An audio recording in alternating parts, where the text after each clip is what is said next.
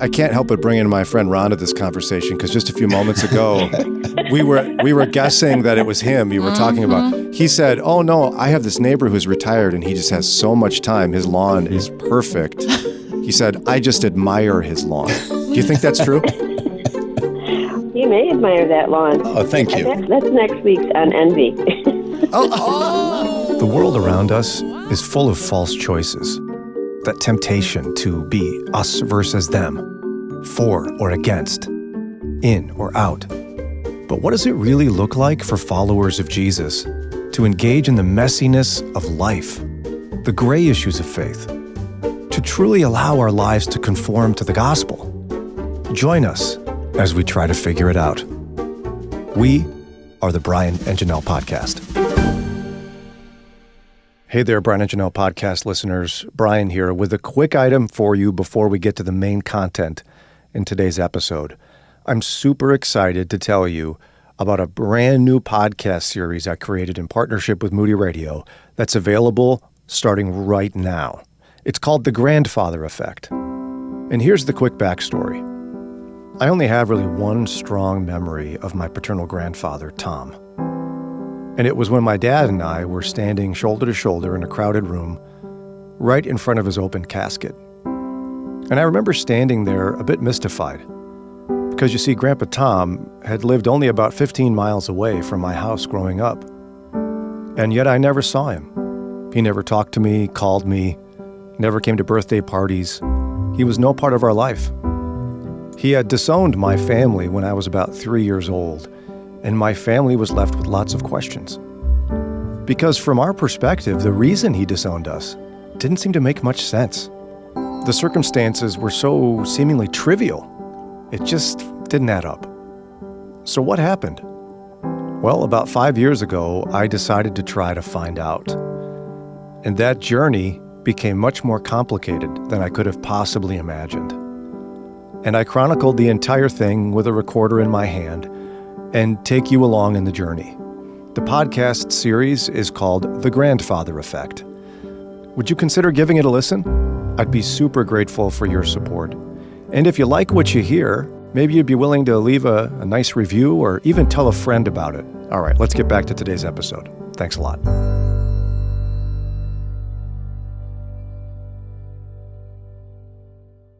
We're so excited to continue a series with our good friend.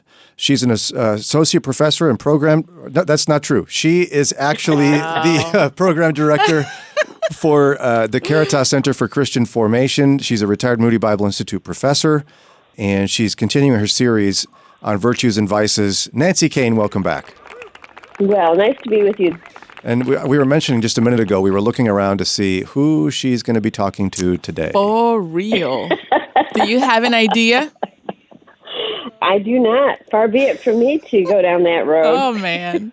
But, okay, so the vice for today is avarice, which is generally known by something else, right? Well, it's avarice or covetousness or it's greediness. Oh. And so every time we have you on talking about the different vices, we're always like, oh, who's she talking about? Who's she talking about? We all struggle with all of them, right? Yeah, that's a really good point. All seven. Okay. Yeah. It's to the degree as well as I think that's why I think this series, and I find for myself going back to the virtues and vices because I find that they're so relevant now. Yeah. And avarice is an inordinate desire for wealth or possessions, and we live in a world that is constantly enticing us for more. I mean, the reason we have a consumption culture. Somehow what we have is never enough because the media or someone else's home or someone else's clothes or whatever it might be is always kind of enticing us to say, there's more there. There's more, there's better. And that's where avarice comes in. The problem comes in with avarice is that the antidote is generosity. So as long as we're in a consuming mode, we're not allowing ourselves to go to generosity or to give away. We're more taking, we're absorbing, we're consuming. And now I can't help but bring in my friend Ron to this conversation because just a few moments ago, we were guessing that it was him you were talking about. He said, oh no, I have this neighbor who's retired and he just has so much time. His lawn is perfect. He said, I just admire his lawn. Do you think that's true? He may admire that lawn. Oh, thank you. That's next week's on envy. She's got you on the list. So, okay, he's not coveting that. Okay, so what's the difference between covetousness and envy? Covetousness is like the beginning of it, and then it moves to envy. So when I want to consume something, when I want more of something, and then when I let that take hold of me, then eventually I will go to envy because I'm never satisfied. Does covetousness always involve another person? Because you brought up our culture, is the feeling of just not being content and wanting more in itself avariceness? Yes. In a job that Ray worked in, there's the wife of the president, and I was having lunch with her one day, and she said, I just love shopping, and she said, I have 5 pairs of black slacks, and she said, I just like the style, and I just feel like you can never have enough. And I was like, oh, at what point does it stop? At what point is enough enough? And this is where avarice comes in, because we're looking for satisfaction in the things that we get, rather than finding satisfaction in Christ himself and his provision. And then, as the scriptures say, whatever he gives us, we give away.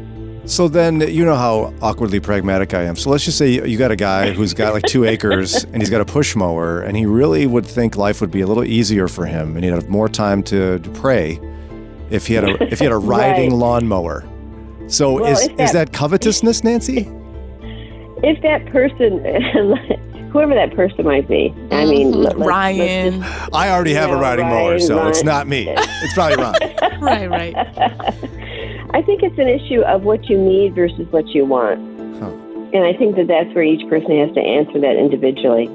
And I think that, to be honest, before the Lord, obviously with all these things, to bring them before the Lord of what is my need versus what do I want. And there's nothing wrong with wants. Again, it's a matter of how much it's taken hold in you, how much you allow it to become a preoccupation where suddenly you have a room full of things and you just didn't even know how you got there.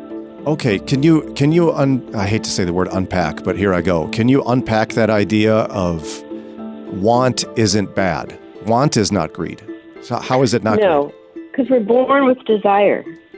We desire beauty. We desire to be loved and loved. We desire to celebrate the gifts that God's given us. The shift comes in is when we begin to see that it's something we're entitled to or we're due. And that's, again, where the shift from submission to Christ and accepting everything from his hand to a entitled demand, I deserve.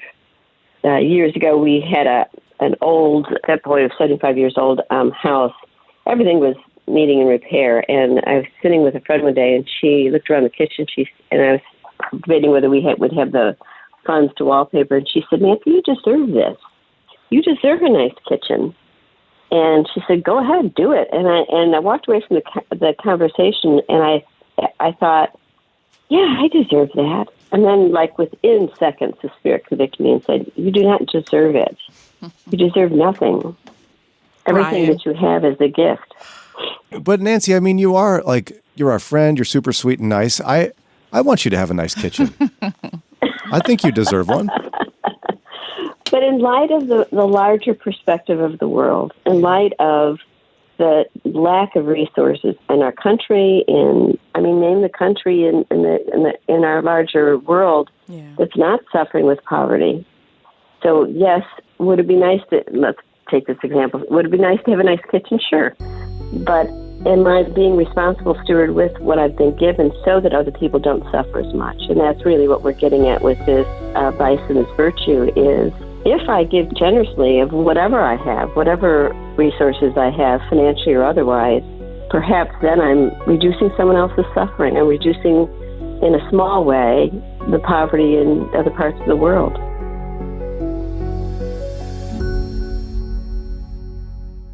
You made it to the middle of this episode. Wow, you did it.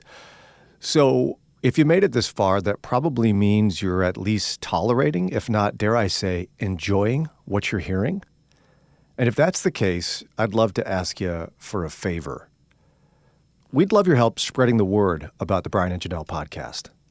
You know, there's such a crowded space in the podcast world, so many different things to listen to and choose from. Would you consider sharing this podcast, or maybe even this episode, with two of your closest friends? Maybe you'd send a text or a Snapchat, ask your mom to call them. I don't know what you're going to do, but please send them this and tell them why you like our podcast. Helping us spread the word would just be a huge way to support what we're doing. Thanks a lot. Back to the show. With us, Nancy Kane from the Caritas Center for Christian Formation. We're in the midst of a series on virtues and vices. Next week is Ron's. We'll talk about envy next week. She hasn't quite labeled avarice yet, but covetousness.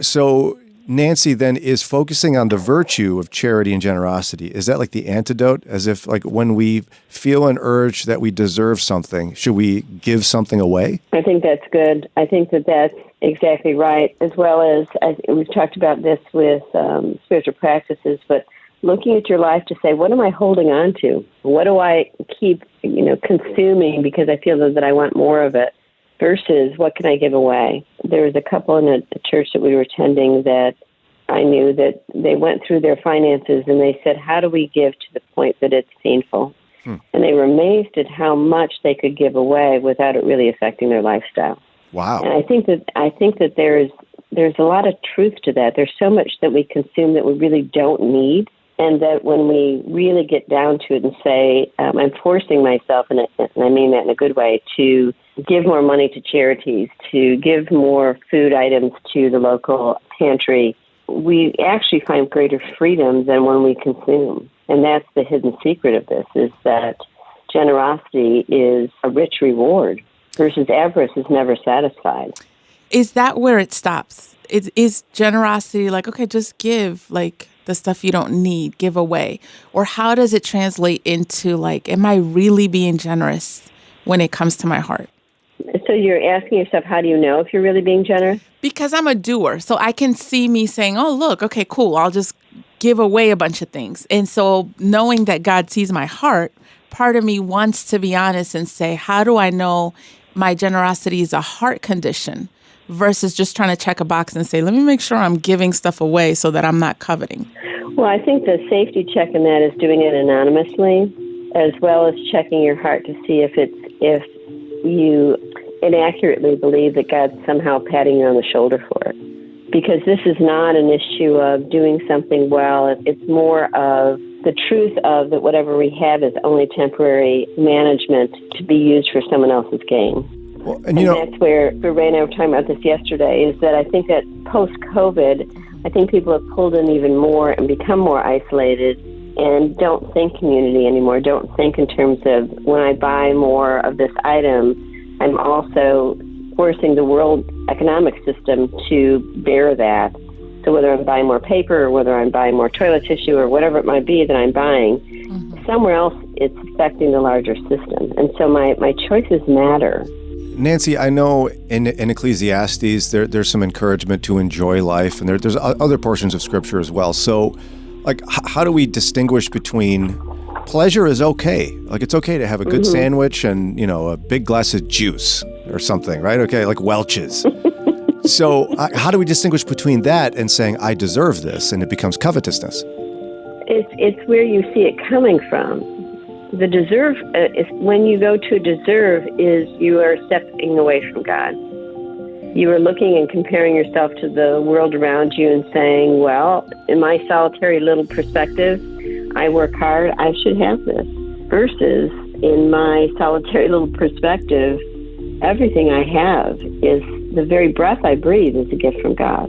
And that's what's true. The former idea is delusion. It's a turning away from God and turning towards self. And then from that place, then going to, well, I deserve this. I should have this. I work harder than most people. Well, no, you work hard to be a good steward of the resources God has given you, and you work hard because it's your vocation to live a rich and meaningful life that He's given you. I could see this easy to become something, too, though, where someone takes it to the extreme and says, okay, well, I need to really have nothing then.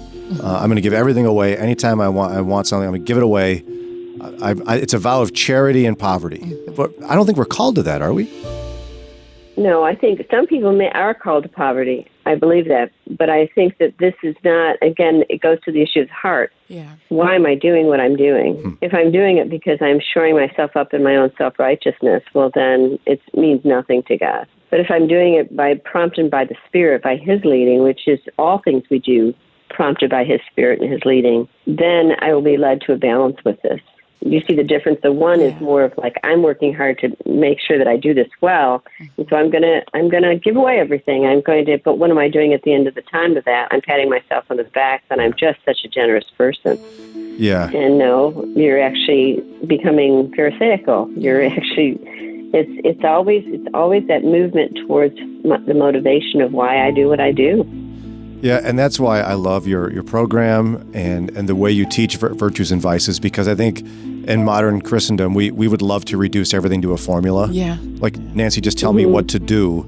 And what you're saying is, I'm telling you, follow Jesus and follow the convictions of your heart when they're godly. And listen, and always, Jesus only did what the Father told him to do, and the same is true for us.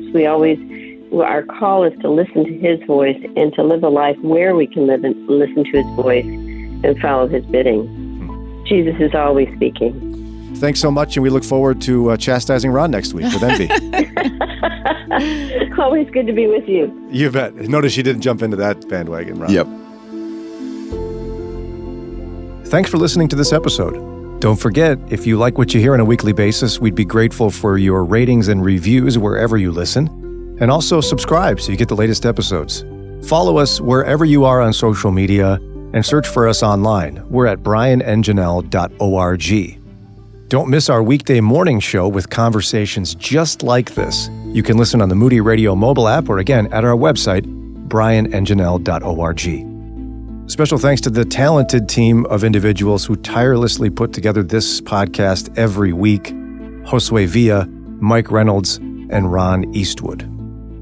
The Brian and Jannelle podcast is a production of WCRF Moody Radio Cleveland. Until next time, we're Brian and Jannelle.